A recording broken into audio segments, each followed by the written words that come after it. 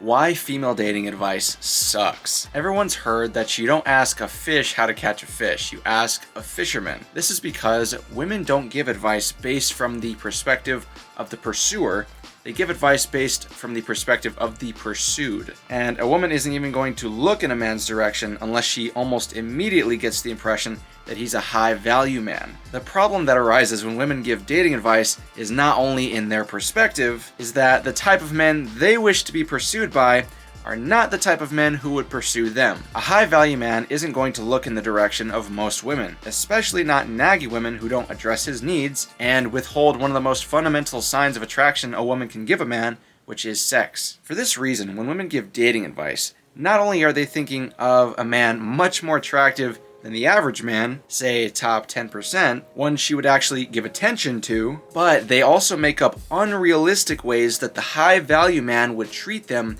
in their little fairy tale fantasy land. So they'll say things like they want a sweet guy who holds the door open, who brings her flowers, who's patient with her, etc. When really, none of that's true. In the small instances that it is true, it's something she only enjoys when you guys are officially a couple. And even then, it's only once in a blue moon she'll actually appreciate it. Any more often of that, doing those types of things, and she'll start to lose not only respect, but in turn, attraction for you. And this is because she subconsciously knows she has not earned those things. When you're doing them without a clear cause in her head, she has not earned them, therefore you're doing them for seemingly unmotivated reasons. She will take this as a sign that you are desperate to keep her around and that you feel unworthy of her, even when you're only trying to be nice. Which brings us in turn to why female dating coaches absolutely suck even harder. Watch this video. Someone that you click with, give it a 60 to 90 day time frame before you sleep with them. This last thing I want to say about this video, if you make a guy wait, you're going to find out who he is before you kiss him. But this guy doesn't want you to do that. This guy doesn't want you to know who he is before you decide to get intimate with him, because that works against him. See, here's the thing. Sometimes when you get to know somebody, you find those red flags. You find out they're a train wreck and you go, not for me, motherfucker. And you say goodbye before they get a kiss, before they get some sex. But guys don't like that. And guys use scare tactics. You're just gonna get a beta, weak male. You haven't met my husband. Men don't lack impulse control. Men don't lack patience. Men aren't afraid to show you who they are because they know they're men. This is a woman who has based her entire brand around male to female dynamics and yet doesn't know the first thing about male to female dynamics, or she's in denial of them, which most likely she is. Men can control their urges. Men have patience. While you're sitting there dangling the only significant sign of attraction in front of him like a dog, not to mention the only real reason men and women congregate, he's just sitting there thinking you're not attracted to him. One of the ways that women convince themselves of the bullshit they make up about men is they'll brag about marrying a muscular man, a wealthy man, right, a hardworking guy with a good job, or some other type of man that would typically be thought of as high value. The most interesting part about this is they're not even fully attracted to these men. These men lack game, they lack knowledge about female nature, and have spent their lives developing themselves in other ways, which is not a bad thing, but they've convinced themselves that a good girl, right, this Disney princess model, would show up when the time was right. The good girls that end up marrying these high-value beta males have actually already been used up by the men they actually found attractive, the men that actually turned them on. But these high-value beta males never learned that there's no such thing as the Disney princess archetype good girl woman. Even more interesting is that, contrary to the succubuses that seduced them, these high-value beta males very often are actually virgins, so deprived of female attention that the first lick of female validation is enough to activate their confirmation bias they've been holding on to all these years and sign over all their rights and resources to these witches. But back to the video. Men are already the ones who have to prove something to women, so any extra withholding or dangling of the prize in his face is completely uncalled for. Women only give sex to men with whom they are emotionally open. As the woman, you're stuck in your head. You're getting in your own way, making up arbitrary rules because you're too scared to trust people. Instead of being in your body, being present in the moment with him, and being vulnerable with him.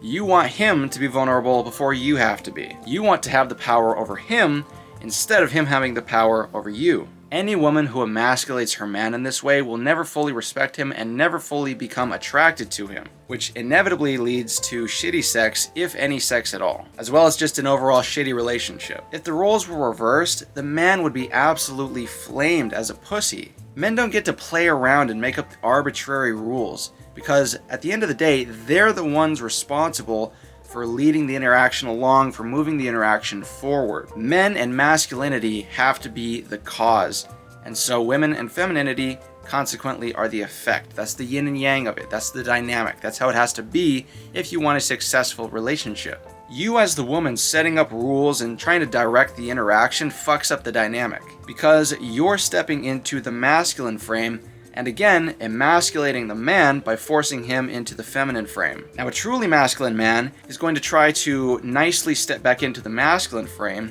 but if you don't let him, eventually he's just going to get tired of it and walk away. And many stupid, bitter women actually use this as an example of quote-unquote toxic masculinity, when really, they just don't understand the dynamics of male to female relationships. You're turning him into the receiver instead of letting him lead the interaction.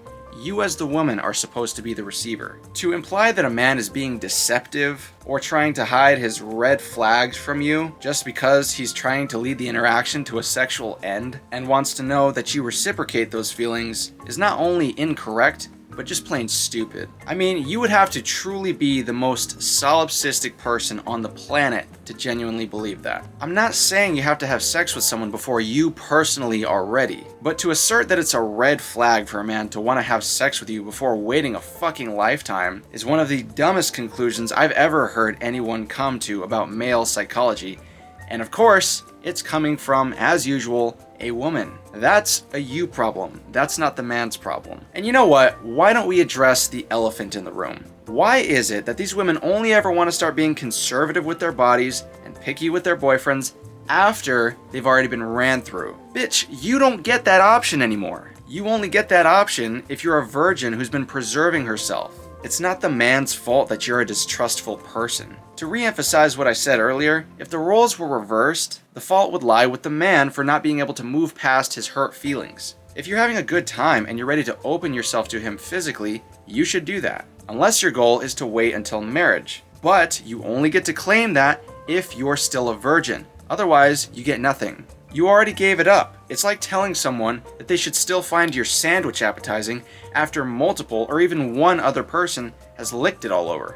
You don't have to give them your sandwich, but they're not the one in the wrong for not wanting it. She is right about one thing. Men do have unfathomable amounts of patience. In fact, men have got so much patience, they'll put up with decades, and I do mean decades, of neglect and poor treatment while giving everything they could possibly give in return, because as men, that's simply what we've been taught to do since childhood. For all the complaints about female mistreatment and the patriarchy, it's actually men who have been brainwashed into servitude. What's so funny is that the only environment in which men expect women to serve is in the kitchen, cleaning the house, and taking care of the small children, demanding even this much in return for providing a home, financial support, as well as the wisdom that comes with masculine grounding drives women insane. Demanding duties no greater than those of a housemaid is too much of a task for women. And you know, I usually try to stay away from just straight insulting women,